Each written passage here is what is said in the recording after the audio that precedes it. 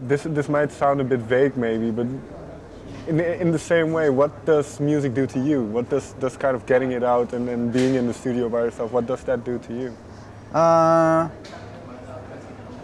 Well, yeah, you mentioned mood earlier, right? What mood are you in, and what does that to you? And I think sometimes it's nice to listen to music to put yourself in a certain mood.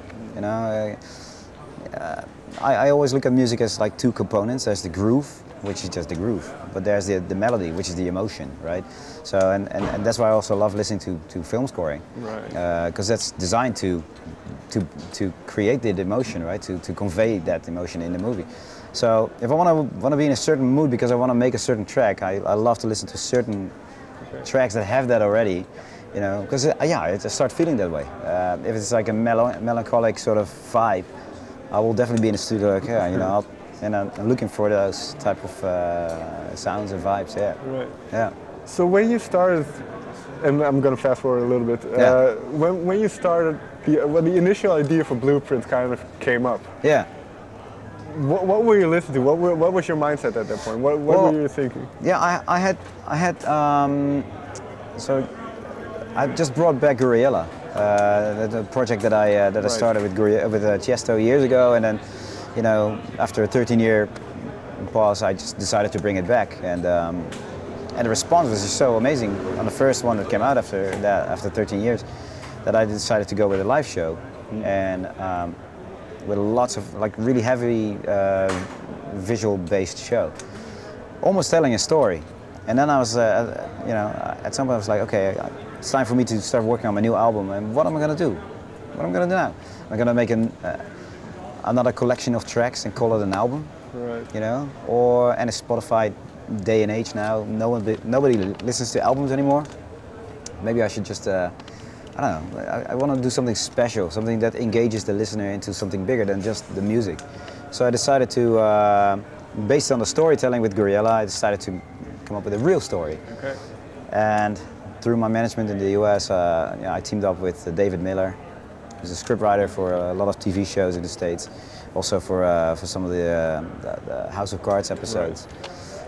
And we sat down and yeah, realized that we both have like a fondness of sci-fi, right. You know, and yeah, I came up with like, okay, you know what, let me write something, I'll send it to you, we'll go over back and forth a few times, shoot at it, and then at some point, you know, we had the story up to like 70% of what it was going to be, and that was enough for me to say, okay, I'll take the story, I have so like in big lines where I should go, in terms of emotion, in terms of songwriting, you know, because some of the instrumental tracks, they convey the emotion told in the story, what the story is telling about. And at other points, it's the actual songs and the lyrics that, where the narrative stops, the lyrics take over, right, and tell that part in the story, to make the story continue. So, but yeah, it's opening a can of worms, if you will, you know, because it's a big deal. First you have to have the story, then you have to make get all the music right. Then you have to create the songs, and the songs should be about the story, but when you listen to the songs on their own, they should be meaningful enough, and not like, huh, what's she singing about, because you don't know the rest of the story. They need to mean something on their own. All those, yeah, different elements needed to fit really well, and visually, you know, how you're going to do this visually, it's just, it speaks to you, right? So, right. So we teamed up with Oscar Design, who's from the States as well. He's a graphic designer. And came up with some amazing artwork for every chapter, basically. Then the narrative. Right. You know, so how is it going to be? How is it going to be told? You know, who's going to tell it? So yeah, it was quite a big undertaking. Yeah. When you started, and especially early on, when kind of Miller is writing the words and then you're starting ideas from the music, were there certain elements, themes, either musically or lyrically, that you definitely wanted in there? Yeah, I mean, when I got the story, the 70% version basically, I chopped it up in chapters, you know, right, and each chapter is easier to focus. I go, how is this going to sound? And there was definitely one part that was just really calling for almost like like a heart-wrenching sort of down-tempo track, and yeah, that just needed to be in there. You know, it also created this, like a nice movement in the album instead of just all beats. You know, the track that actually became that part was it's called "Lonely Inside," and yeah, I felt that had to be in there. With a track like that, is that then? Because they always say art is a reflection of life. So is that then based on something autobiographical, or is that something? If you understand what I'm saying. Yeah, I don't think it's necessarily autobiographical for me, but definitely autobiographical for the story. You know, right? Because that's really what I was going for. The emotion that was going on between. Like Lucas and V, the main characters. Yeah. Yeah. Well, ultimately, there's something of yourself that you put in there. You know. Yeah. The almost sad-sounding melodies with the chord progressions.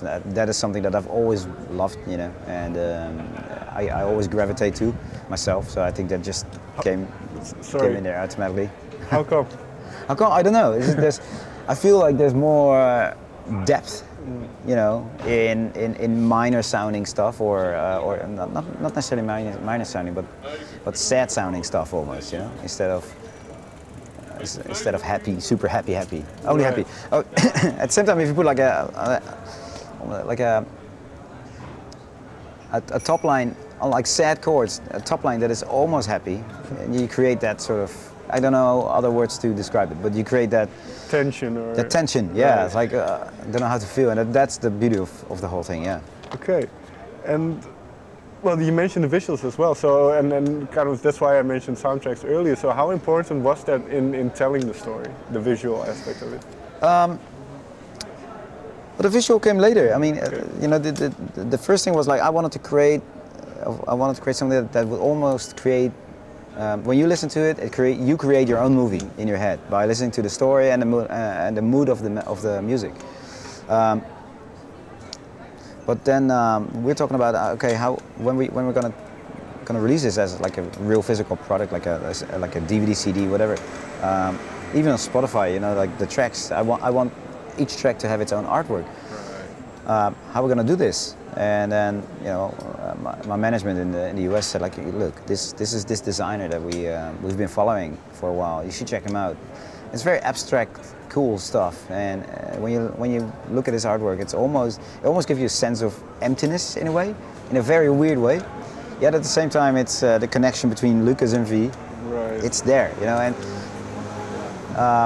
but in his own work, you see that, you feel that. Like, so we were okay. Let's see how this guy would do, right? So send him some of the tracks and the storyline, and check out some of the demos that he made. Right. And it was spot on. It was just like had that emptiness with, yeah, I don't know. The emptiness of space, but then exactly that connection in a way. It's really, really cool stuff. Yeah. And now then, when you are going to perform it live, is it the full story from beginning to end? Yeah, that was one of the toughest questions to answer for myself, right? How am I gonna pack this into a live show?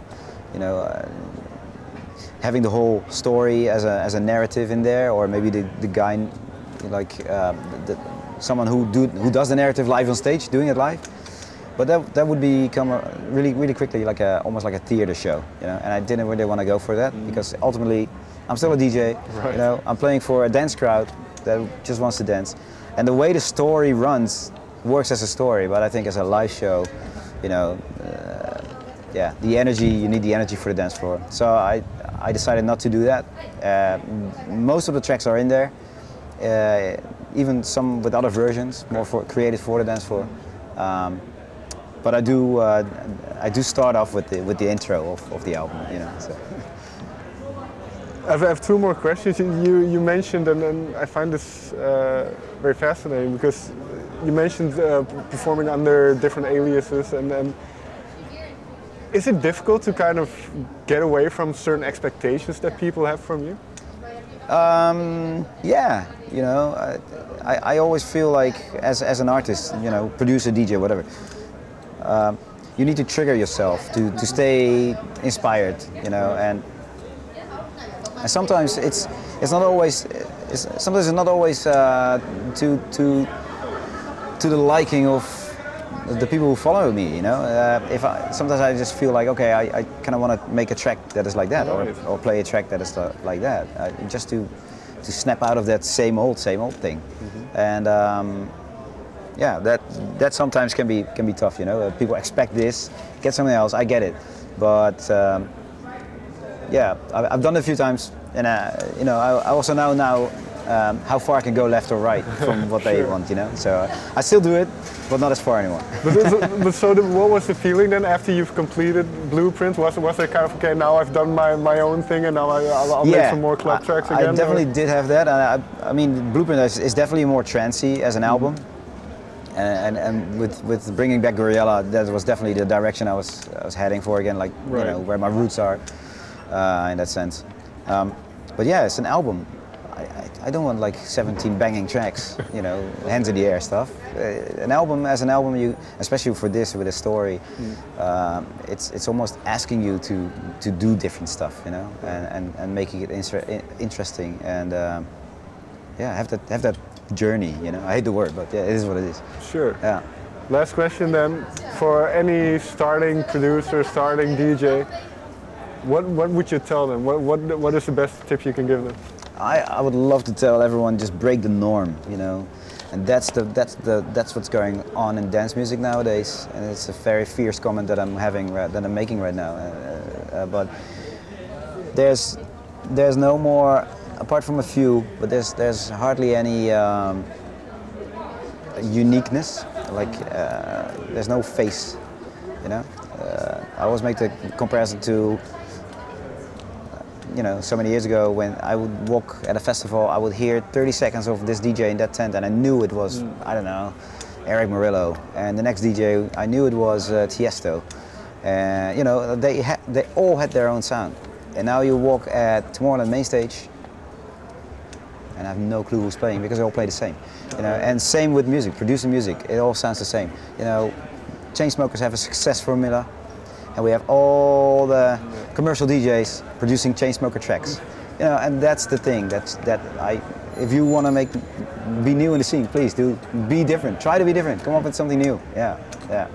Don't be afraid to just go flat on your face. Great tip, I think. I hope so. Thank you very much for your time. Thank you, man. Nice one.